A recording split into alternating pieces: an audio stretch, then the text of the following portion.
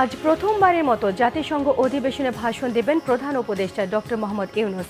Guterres সব বিশ্ব নেতাদের সঙ্গে বৈঠক।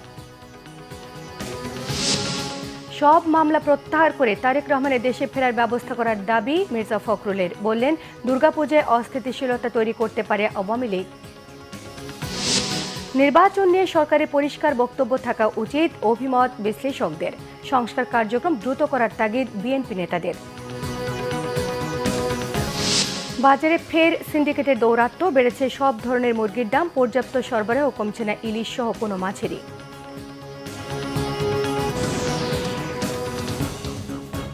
দেখছিলেন ক্রাউন সিমেন্ট সংবাদ শিরোনাম, এবারে বিস্তারিত। আজ জাতিসংঘের ৭৯তম অধিবেশনের মূল অধিবেশনে ভাষণ দেবেন অন্তর্বর্তীকালীন সরকারের প্রধান উপদেষ্টা ডক্টর মোহাম্মদ ইউনূস। রাত ৯টার পর তার ভাষণ দেওয়ার সময়সূচি নির্ধারিত রয়েছে। ভাষণে বাংলাদেশের সম্প্রতি ঘটে যাওয়া জুলাই বিপ্লব ছাড়াও দেশের সার্বিক পরিস্থিতি এবং তার সরকারের নেওয়া আগাম কর্মসূচি এবং বিশ্ব পরিস্থিতি তুলে ধরবেন প্রথমবারের মতো জাতিসংঘে ভাষণ দিতে যাওয়া অন্তর্বর্তীকালীন সরকার প্রধান। এর আগে সফরের তৃতীয় দিনে জাতিসংঘ মহাসচিব অ্যান্টনি গুতেরেস, নেদারল্যান্ডের প্রধানমন্ত্রী এবং বিভিন্ন সংস্থার প্রধানদের সঙ্গে সাক্ষাৎ করেছেন নোবেল বিজয়ী অর্থনীতিবিদ বাংলাদেশের প্রধান উপদেষ্টা ডক্টর মোহাম্মদ ইউনূস। বিস্তারিত জানাচ্ছেন মামুন আবদুল্লাহ। জাতিসংঘ সফরের প্রথম দিন থেকেই ব্যস্ত শিডিউলে সময় পার করছেন বাংলাদেশের অন্তর্বর্তীকালীন সরকারের প্রধান উপদেষ্টা প্রফেসর ডক্টর মোহাম্মদ ইউনূস। তাই তো জাতিসংঘ ভবনের অদূরেই অবস্থিত ম্যানহাটনের বিলাসবহুল হায়াত গ্র্যান্ড সেন্ট্রাল নিউ ইয়র্ক হোটেলটি যেন প্রধান উপদেষ্টার মিনি কার্যালয়ে পরিণত হয়েছে। বলা যায়, তিনি এলেন এবং জয় করলেন। সফরের তৃতীয় দিন বৃহস্পতিবার ডক্টর ইউনূসের উল্লেখযোগ্য কর্মসূচির মধ্যে ছিল যুক্তরাষ্ট্রের পররাষ্ট্রমন্ত্রী অ্যান্টনি ব্লিনকেনের সাথে সাক্ষাৎ। একই সাথে দেশটির শীর্ষস্থানীয় বার্তা সংস্থা সিএনএস এর সাথে সাক্ষাৎ। যোগ দেন ফোর্বস ম্যাগাজিন আয়োজিত ইভেন্টেও। একই সাথে এদিন যোগ দেন US Bangladesh business council and BSIU এর অনুষ্ঠানেও। এদিন জাতিসংঘ মহাসচিব অ্যান্টনি গুতেরেস, নেদারল্যান্ডসের প্রধানমন্ত্রী ডিক স্ক্রফ, আন্তর্জাতিক অপরাধ ট্রাইব্যুনাল আইসিসির প্রসিকিউটর করিম এ খান, জাতিসংঘ রিফিউজি বিষয়ক high commissioner Filippo Grandi, US senator Dick Durbin, IOL এর director general Gilbert N Houngbo, ইউএনডিপির অ্যাডমিনিস্ট্রেটর অচিম স্ট্রেইনার ছাড়াও বিশিষ্ট ব্যক্তিবর্গের সাথে নৈশভোজে যোগ দেন। অপরদিকে নিউ ইয়র্কে অন্তর্বর্তী সরকারের প্রধান উপদেষ্টার নাগরিক সংবর্ধনা অনুষ্ঠান বাতিল হওয়ায় ক্ষোভ বিরাজ করছে প্রবাসীদের মাঝে। প্রফেসর ডক্টর ইউনূস জাতিসংঘ অধিবেশনের মূল কাজটি করবেন আজ। নিউ ইয়র্ক সময় সকাল 10:30 থেকে 11টার মধ্যে মূল মঞ্চে তার ভাষণ দেওয়ার কথা রয়েছে।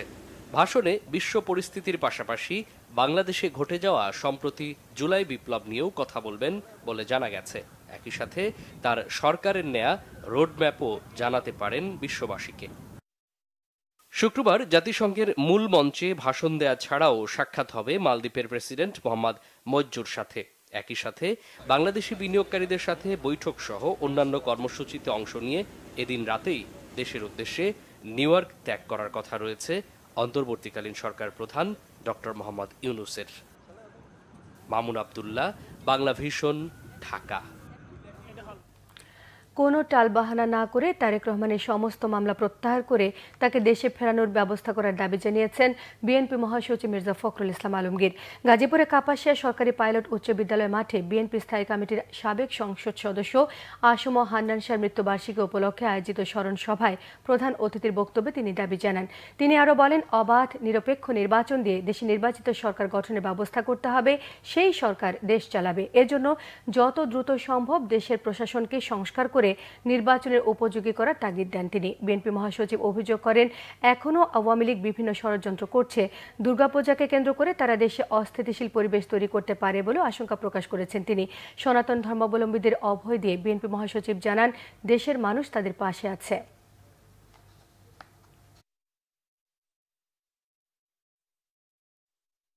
একটা যৌক্তিক সময় আমরা অবশ্যই দেব।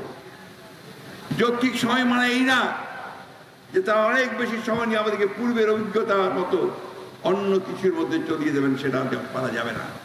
যত দ্রুত নির্বাচন করা যাবে ততই দেশের জন্য মঙ্গল হবে। কোন রকম টালবাহানা আমরা সহ্য করব না।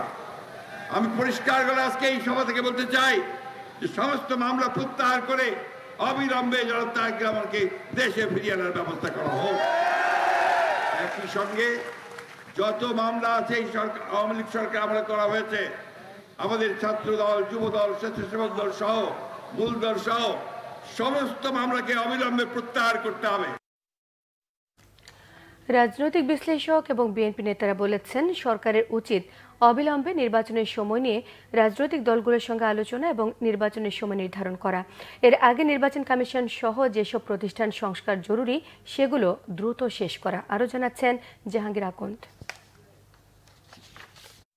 রয়টার্সকে দেয়া সাক্ষাৎকারে 18 মাসের মধ্যে নির্বাচনের কথা বলেছেন সেনাপ্রধান জেনারেল ওয়াকারুজ্জামান। তার এমন বক্তব্যকে বেশ ইতিবাচক হিসাবে দেখছেন রাজনৈতিক বিশ্লেষক ও বিএনপি নেতারা। তারা বলছেন, সংকট উত্তরণে এবং দেশকে গণতন্ত্রে ফেরাতে সেনাপ্রধানের ভূমিকা প্রশংসনীয়। রাজনৈতিক বিশ্লেষক এবং বাংলাদেশ পাবলিক সার্ভিস কমিশন পিএসসির সাবেক সদস্য অধ্যাপক ডক্টর আশরাফুল ইসলাম চৌধুরী মনে করেন, নির্বাচন নিয়ে সরকারের পরিষ্কার বক্তব্য থাকা উচিত। আলোচনায় বসা দরকার রাজনৈতিক দলগুলোর সাথে। আমরা কিছুটা তো ধারণা করতে পারলাম যে হ্যাঁ, কবে নাগাদ বলটা গড়িয়ে গড়িয়ে একটা তার গন্তব্যে যাবে, গোল পোস্টে কবে ঢুকবে। তো আশা করছি গোল পোস্টে ওনার বক্তব্য অনুযায়ী 2025-এর শেষ নাগাদ, উনি 1-1.5 বছর বলেছেন, কিন্তু এইটা 1-1.5 বছর বললেই যে 1-1.5 বছরের মধ্যে হবে বা তার আগে হবে না বা তার পরে যাবে না এমন মনে করার কোনো কারণ নেই। অ্যাটলিস্ট কিছুটা ধোঁয়াশা কেটেছে। নির্বাচন কমিশন নিয়ে তো এখনো কোনো আলাপই আমি দেখি না। সংস্কার কমিশন করেছে, কিন্তু তার আগে যে আলাপ স্টেক হোল্ডারের সাথে কথা বলা, কোন স্টেক হোল্ডারের সাথে, কোনো political party main stakeholder, তার সাথে কোনো আলাপ আলোচনা এখন আছে? আমি কোনো আলাপ, এই আলোচনা ইমিডিয়েটলি প্রফেসর ইউনূস আমেরিকাতে ফেরত আসার পরই আমার ওনার কাছে বিনীত অনুরোধ হবে, উনি ইমিডিয়েটলি রাজনৈতিক আপনার দলগুলির সাথে যারা মেইন স্টেক হোল্ডার তাদের সাথে কথা বলা উচিত। অতি প্রয়োজনীয় সংস্কার শেষে দ্রুত নির্বাচন অনুষ্ঠানের দিকে সরকারের মনোযোগ দেওয়া উচিত বলে মনে করেন বিএনপি নেতারা। সরকারের প্রায়োরিটি হওয়া উচিত তো নির্বাচন, মূল গন্তব্যে যাওয়া। আমাদের চিন্তাটা হচ্ছে এরকম যে সরকার যদি সংস্কারগুলোর মূল প্রতিপাদ্যগুলোকে ধরে কিছু অংশ এগিয়ে নিয়ে যায়, পরবর্তী অংশের দায়িত্বটা কিন্তু নির্বাচিত সরকারের উপরে পড়ে। কারণ ওই নির্বাচিত সরকারের জবাবদিহিতাটা কিন্তু বেশি। ওনারা তো অন্তর্বর্তী, ট্রানজিট, ওনারা কিন্তু ডেস্টিনেশন না। ডেস্টিনেশন হচ্ছে পলিটিক্যাল পার্টির মাধ্যমে সংবিধানের মালিক যারা, সেই জনগণ, এই দেশের মালিক যারা, তারা। সুতরাং সেইটার ব্যবস্থাই তো নির্বাচন। আমরা এখনও অপেক্ষায় আছি যে বর্তমান সরকার তার মূল স্টেক হোল্ডার যারা রাজনৈতিক দলগুলো, তাদের সঙ্গে আলোচনা করে তারপরে সঠিক একটা সময় নির্ধারণ করবেন। বিএনপি সরকারকে সময় দিতে চায়, একটা যৌক্তিক সময়ে নির্বাচন হওয়া উচিত বলে আমরা মনে করি। 1 বছর সময় যথেষ্ট। নির্বাচনী সংস্কার করার পর দ্রুত নির্বাচনে না গেলে দেশে বিগত ফ্যাসিস্ট সরকার নানান ধরনের ষড়যন্ত্র করছে, তারা এই সরকারকে টালমাটাল করে দিবে। জাহাঙ্গীর আকন্দ, বাংলাভিশন, ঢাকা। স্বৈরাচারী শেখ হাসিনার সরকারের আমলে কারাবরণ এবং জুলুম নির্যাতনের শিকার হওয়া দৈনিক আমার দেশ পত্রিকার সম্পাদক মাহমুদুর রহমান দেশে ফিরেছেন। বিমানবন্দরে তাকে স্বাগত জানান সাংবাদিক নেতৃবৃন্দ সহ হাজারো ছাত্র জনতা। যে কোনো পরিস্থিতিতে ঐক্য ধরে রাখার আহ্বান জানিয়েছেন মাহমুদুর রহমান। রিপোর্ট করছেন ইমরুল কায়েস। নির্যাতিত সাংবাদিক মাহমুদুর রহমানের দেশে ফেরার খবরে সকাল থেকেই হযরত শাহজালাল বিমানবন্দরে ভিড় করেন সাংবাদিক, ছাত্র জনতা সহ বিভিন্ন শ্রেণী পেশার মানুষ। দলে দলে যোগদান প্রিয় সাংবাদিককে বরণ করে নিতে। সকাল 9টার পরপরই বিমানবন্দরের সাধারণ লাউঞ্জ দিয়ে বেরিয়ে আসেন ফ্যাসিবাদ বিরোধী বীর সাংবাদিক মাহমুদুর রহমান। উপস্থিত বৈষম্য বিরোধী ছাত্র জনতা সহ বিভিন্ন রাজনৈতিক দলের নেতারা তাকে বরণ করে নেন। জনতার আবেগ আর ফুলেল ভালোবাসায় সিক্ত হন অকুতোভয় এই কলম সৈনিক। উপস্থিত ভক্তদের উদ্দেশ্যে বক্তব্য দেন নির্ভীক সাংবাদিক মাহমুদুর রহমান। প্রথমে স্বৈরাচার বিরোধী আন্দোলনে হতাহতদের প্রতি শ্রদ্ধা প্রকাশ করেন তিনি। আমাদের স্মরণে রাখতে হবে যে এই ছাত্র জনতার মিলিত অভ্যুত্থানে ভারতের দালাল শেখ হাসিনার দানবীয় সরকারের পতন হয়েছে এবং আজকে শেখ হাসিনার পতনের কারণে আমরা আবার আমাদের সার্বভৌমত্ব পুনরুদ্ধার করতে পেরেছি এবং আমিও আল্লাহর রহমতে আপনাদের সামনে বাংলাদেশে ফিরে আসতে পেরেছি। ফ্যাসিবাদীরা এখনও ষড়যন্ত্র করছে উল্লেখ করে সবাইকে ঐক্যবদ্ধ থাকার আহ্বান জানান সাহসী এই কলম যোদ্ধা। পরাজিত ফ্যাসিবাদ বিদেশে বসে তার বিদেশি বন্ধু, বিদেশি প্রভু, তার কোনো বিদেশি বন্ধু নাই, তার বিদেশি প্রভু এবং বাংলাদেশের এজেন্টদের দিয়ে বিপ্লবকে নস্যাৎ করার অপচেষ্টা চালাচ্ছে। আপনাদের কাছে আমার সনির্বন্ধ অনুরোধ, একজন সিনিয়র সিটিজেন হিসেবে এবং আপনাদের লড়াইয়ের সাথী হিসেবে আমার অনুরোধ যে আপনাদের মধ্যে যেন কোনো অনৈক্য না আসে, কোন রকম অনৈক্যের ফাটল ধরে যেন ফ্যাসিবাদ আবার বাংলাদেশে মাথাচাড়া না দিয়ে উঠতে না পারে। বক্তব্যের এক পর্যায়ে অসুস্থ মায়ের কথা বলতে গিয়ে আবেগ আপ্লুত হয়ে পড়েন তিনি। আমার মা গুরুতরভাবে অসুস্থ, তিনি 6 বছর একাকী জীবন যাপন করতে বাধ্য হয়েছেন, এখন জীবন মৃত্যুর সন্ধিক্ষণে তিনি হাসপাতালে আছেন। স্বৈরাচারী শেখ হাসিনা সরকারের সময় সাংবাদিক মাহমুদুর রহমানের বিরুদ্ধে সারা দেশে 124টি মামলা হয়েছিল। 2010 সালের জুনে প্রথম দফায় আমার দেশ পত্রিকা বন্ধ করা সহ সম্পাদক মাহমুদুর রহমানকে আটক করা হয়। দ্বিতীয় দফায় 2013 সালের 11 এপ্রিল আমার দেশ বন্ধ করে মাহমুদুর রহমানের বিরুদ্ধে দেওয়া হয় বিভিন্ন মামলা। রিমান্ডে নিয়ে চালানো হয় অমানবিক নির্যাতন। পরবর্তীতে এক মামলায় মাহমুদুর রহমান এবং তার স্ত্রীকে 7 বছর কারাদণ্ড দেন আদালত। এরপরই তাকে দেশ ছাড়তে বাধ্য করে ফ্যাসিবাদী আওয়ামী লীগ সরকার। স্বৈরাচারী সরকারের দমন নির্যাতনের শিকার হয়ে দীর্ঘদিন দেশের বাইরে ছিলেন আমার দেশ সম্পাদক মাহমুদুর রহমান। আজ তিনি দেশে ফিরে আসলেন এবং তাকে শাহজালাল আন্তর্জাতিক বিমানবন্দরে হাজার হাজার ছাত্র জনতা বরণ করে নিলেন। তিনি সবাইকে ধৈর্য ধরার কথা বলেছেন এবং বলেছেন তার বিরুদ্ধে যে মামলাগুলো আছে সেগুলো তিনি ব্যক্তিগতভাবেই মোকাবেলা করবেন।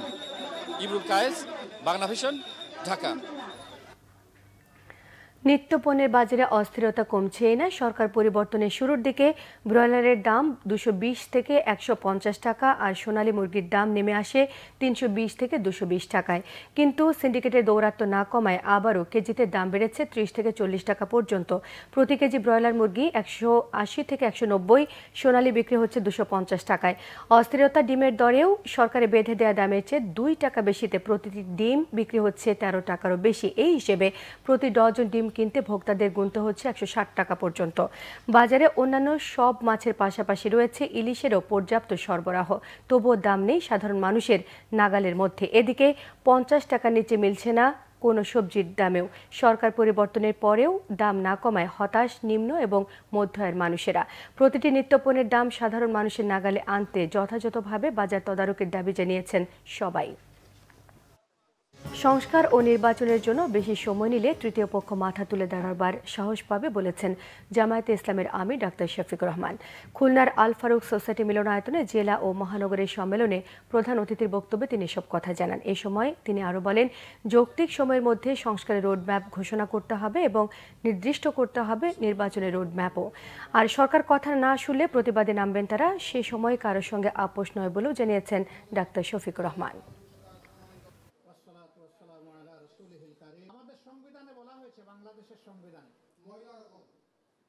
যে এই সরকারকে গুরুত্বপূর্ণ কিছু বিষয়ে সংস্কার করতে হবে, এই সংস্কারের একটা রোডম্যাপ ঘোষণা করতে হবে। কি কি বিষয়ে তারা সংস্কারে হাত দেবেন, সম্পন্ন করবেন এবং কতটুকু সময়ের জন্য তারা নেবেন। আমরা বলেছি যে সংস্কারের ব্যাপারটার উপরে নির্ভর করবে এই সময়টা কতটুকু হবে। আমরা এখনই সুনির্দিষ্ট কোনো সময় বলতে চাচ্ছি না, তবে হ্যাঁ, এটা বছরের পর বছর হওয়া উচিত নয়। তাহলে আগাছা জন্ম নেওয়ার সমূহ সম্ভাবনা রয়েছে, সমাজের শৃঙ্খলা ভেঙে পড়ার আশঙ্কা আছে। তৃতীয় পক্ষ জুলুমবাজরা আবার মাথা তুলে দাঁড়ানোর প্রয়াস চালাতে পারে।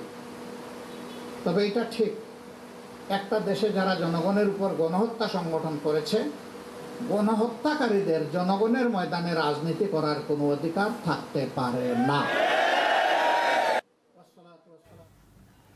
কাগজে কলমে আটকে আছে দেশের পর্যটন মহাপরিকল্পনা। শেখ হাসিনার সরকার ঢাক ঢোল পিটে মাস্টার প্ল্যান তৈরি করলেও এখনো খুঁড়িয়ে চলছে পর্যটনের অগ্রগতি।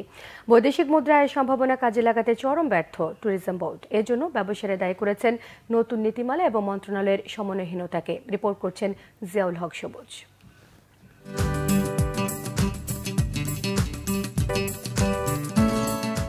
অপার সৌন্দর্যের লীলাভূমি এই বাংলাদেশ, কিন্তু বাস্তবতা হলো বিউটিফুল বাংলাদেশের ব্র্যান্ডিং বিশ্বব্যাপী ছড়িয়ে দেওয়ার চেষ্টা করেও বিশ্বের বৃহত্তম এই সমুদ্র সৈকতে আকৃষ্ট করা যায়নি বিদেশিদের। আর তাই এখানকার পর্যটন খাত এখনো নির্ভরশীল দেশীয় পর্যটকের ওপর। পর্যটন অর্থনীতিতে দক্ষিণ এশিয়ার দেশগুলো বড় দৃষ্টান্ত স্থাপনে সক্ষম হলেও কেন হোঁচট খাচ্ছে বাংলাদেশ? আমরা পিছিয়ে নেই তা নয়, কিন্তু যতটুকু এগোনোর কথা ততটুকু আমরা পেরে উঠতে পারি না। কি কারণে পেরে উঠতে পারি না? কারণ গভর্নমেন্টের কাছ থেকে এমফাসাইজ বা গভর্নমেন্ট প্রায়োরিটি দিচ্ছে না। যে জায়গায় অন্যান্য শিল্প প্রণোদনা পায় আর এই টোটো অপারেটর প্রণোদনা পাই না, আপনার উল্টা 10% AIT, উল্টা 15% ব্যাট, উল্টা 3 লক্ষ টাকা জামানত, তা পর্যটন শিল্পের সাথে অনুকূল পরিবেশে সহাবস্থান করে না। পরিবেশ পরিস্থিতি শুধু নয়, বিদেশি পর্যটক টানতে ব্যর্থতার জন্য মন্ত্রণালয়গুলোর সমন্বয়হীনতাকে দায়ী করছে এ খাতের আরেক সংগঠন আটাব। এখানে অনেকগুলো মন্ত্রণালয় জড়িত আছে, বিশেষ করে বিমান মন্ত্রণালয়, সংস্কৃতি মন্ত্রণালয়, পররাষ্ট্র মন্ত্রণালয়, বন পরিবেশ মন্ত্রণালয়, নৌ পরিবহন মন্ত্রণালয়। এইভাবে এটাকে সমন্বিত করতে হবে, সবাইকে নিয়ে করতে হবে। আর সরকারের উচ্চ মহলে সবার সুদৃষ্টি আন্তরিকতা থাকতে হবে। তবে বাংলাদেশ পর্যটন বোর্ড বলছে, বিদেশিদের আকর্ষণে শান্তিপূর্ণ পরিবেশের পাশাপাশি দরকার বিভিন্ন দেশের আরোপিত সতর্কবার্তা তুলে নেয়া। অনেক শর্ত ফুলফিল করা দরকার। এটা আমরা সবাই বুঝি যে আমাদের সোসাইটি এখনো পর্যটন বান্ধব না। আমাদের ট্যুরিস্টরা যখন আসবে তখন তার যে থাকবার জায়গা, তার খাবারের ব্যবস্থা, তার ট্রান্সপোর্ট, এগুলোর সাথে যেসব মানুষ যুক্ত, তাদের দক্ষতা অত্যন্ত গুরুত্বপূর্ণ, তাদের স্মাইলিং ফেসটা গুরুত্বপূর্ণ। না হলে ট্যুরিজম বাড়বে না। পর্যটন খাতের উন্নয়নে 29 কোটি টাকা খরচ করে তৈরি মহাপরিকল্পনা কেন বাস্তবায়ন এখনো শুরু করা যায়নি তার ব্যাখ্যাও দেন তিনি। মাস্টার প্ল্যানটা জাতীয় পর্যটন পরিষদের সভায় উপস্থাপন করতে হবে। তো জাতীয় পর্যটন পরিষদের আগে যে ফরমেশন ছিল এখন তো পরিবর্তন হবে। আমরা অলরেডি প্রস্তাব পাঠিয়েছি পরিবর্তন করার জন্য। এই যে মাস্টার প্ল্যান তৈরি করেছিলাম, পরিবর্তিত অবস্থার প্রেক্ষিতে এটাকে রিভিজিট করা প্রয়োজন। আমরা সেটা করতেছি। অন্তর্বর্তী সরকার প্রধানের ভাবমূর্তি কাজে লাগাতে পারলে দেশে পর্যটকের সংখ্যা বাড়বে এমন আশা তার। উনি একবার যদি বলেন যে আমাদের দেশে বেড়াতে আসেন, তাহলে মানুষের ঢল নামবে। জিয়াউল হক সবুজ, বাংলা ভিশন, ঢাকা। আইন, বিচার, সংসদ বিষয়ক এবং সংস্কৃতি উপদেষ্টা ডক্টর আসিফ নজরুল জানিয়েছেন, বিশ্ব ঐতিহ্যের তালিকায় মুন্সিগঞ্জের ইদ্রাকপুর কেল্লা সহ প্রত্নতত্ত্ব নিদর্শনগুলোকে অন্তর্ভুক্তির চেষ্টা চলছে। সকালে মুন্সিগঞ্জ শহরের কোটগাঁও এলাকায় ইদ্রাকপুর কেল্লা পরিদর্শনীকে তিনি সব কথা জানান। তিনি আরও বলেন, প্রত্নতত্ত্ব অধিদপ্তরের আওতাধীন যে সকল স্থাপনাগুলো রয়েছে সেগুলো সরেজমিনে দেখতে চান তিনি। ইদ্রাকপুর কেল্লা, লালবাগ কেল্লা সহ এরকম নিদর্শনগুলো ওয়ার্ল্ড হেরিটেজ তালিকা অন্তর্ভুক্ত করার চেষ্টা করছেন বলেও জানিয়েছেন আইন উপদেষ্টা। পরে মুন্সিগঞ্জ সদরের রামপালের হরিশচন্দ্রের দিঘি, বাবা আদম শাহী মসজিদ, মীর কাদেম সেতু, টঙ্গিবাড়ির সোনারং মন্দির, নাটেশ্বর দেউল, শ্রীনগরের রাধিখালে বিজ্ঞানী স্যার জগদীশ চন্দ্র বসুর বাড়ি পরিদর্শন করেছেন আসিফ নজরুল। শুক্রবার দিন আমি ঠিক করেছি বিভিন্ন প্রত্নতত্ত্ব যে নিদর্শনগুলো রয়েছে সারা বাংলাদেশে ছড়ানো, এবং এটা এত রিচ বাংলাদেশি সব ব্যাপারে, যেমন এখানে ইদ্রাকপুর কেল্লা রয়েছে, নারায়ণগঞ্জে রয়েছে এ ধরনের 2টা কেল্লা। এই কেল্লাগুলোকে আমরা, লালবাগ কেল্লা সহ এই কেল্লাগুলোকে আমরা ওয়ার্ল্ড হেরিটেজ সাইটে অন্তর্ভুক্ত করার জন্য চেষ্টা করছি। তো আমি ভাবছি এখানে সংরক্ষণের প্রয়োজনীয়তা কী কী আছে, এই অবস্থাটা নিজের স্বচক্ষে না দেখলে সংরক্ষণের যে নীতিমালা আমরা ঠিক করব, প্রায়োরিটি ঠিক করবো, এটা ঠিক করা যাবে না। এই জন্য আজকে এসেছি। তো আমার মনে হয়েছে এই ব্যাপারে আমাদের নজর দেওয়ার সময় এসেছে। আওয়ামী লীগ সরকারের আমলে গত 15 বছরে কোনো সুযোগ সুবিধা পায়নি সংবাদপত্রের হকাররা, এমনকি তাদের প্রাপ্য কমিশন থেকে বঞ্চিত করা হয়েছে। পল্টনের সমিতির কার্যালয়ে এক মতবিনিময় সভায় এসব কথা বলেন বাংলাদেশ সংবাদপত্র হকার্স কল্যাণ সমিতির নবনির্বাচিত সভাপতি মোহাম্মদ শফিউল্লাহ। তিনি জানান, আগে যারা নেতৃত্বে ছিলেন তারা শুধু নিজেদের পকেট ভারী করেছে, কর্মীদের কোনো সুযোগ সুবিধার বিষয় তারা দেখেনি। সমিতির সদস্যদের নিয়ে নানা উন্নয়ন পরিকল্পনার কথা জানান সমিতির সাধারণ সম্পাদক মোহাম্মদ বাহার মিয়া। এদিকে গত 4 আগস্ট বৈষম্য বিরোধী ছাত্র আন্দোলনে শিক্ষার্থীদের উপর হামলায় জড়িত থাকার অভিযোগে সদ্য বিলুপ্ত হওয়ায় হকার্স কল্যাণ সমিতির সাবেক সাধারণ সম্পাদক এবং বাড্ডা থানা আওয়ামী লীগের সহ সম্পাদক শাহাবুদ্দিন এবং পরিচালক রুস্তম আলীকে পুলিশ গ্রেফতার করেছে বলেও জানিয়েছেন বর্তমান কমিটির সাধারণ সম্পাদক। সংবাদ শেষ করব ক্রাউন সিমেন্ট শিরোনামগুলো আরও একবার জানিয়ে দিয়ে। আজ প্রথমবারের মতো জাতিসংঘ অধিবেশনে ভাষণ দেবেন প্রধান উপদেষ্টা ডক্টর মোহাম্মদ ইউনূস। গুতেরেস সব বিশ্ব নেতাদের সঙ্গে বৈঠক। সব মামলা প্রত্যাহার করে তারেক রহমানের দেশে ফেরার ব্যবস্থা করার দাবি মির্জা ফখরুলের। বললেন, দুর্গাপূজায় অস্থিতিশীলতা তৈরি করতে পারে আওয়ামী লীগ। নির্বাচন নিয়ে সরকারের পরিষ্কার বক্তব্য থাকা উচিত অভিমত বিশ্লেষকদের। সংস্কার কার্যক্রম দ্রুত করার তাগিদ বিএনপি নেতাদের। বাজারে ফের সিন্ডিকেটের দৌরাত্ম্য, বেড়েছে সব ধরনের মুরগির দাম, পর্যাপ্ত সরবরাহ, কমছে না ইলিশ সহ কোনো মাছেরই।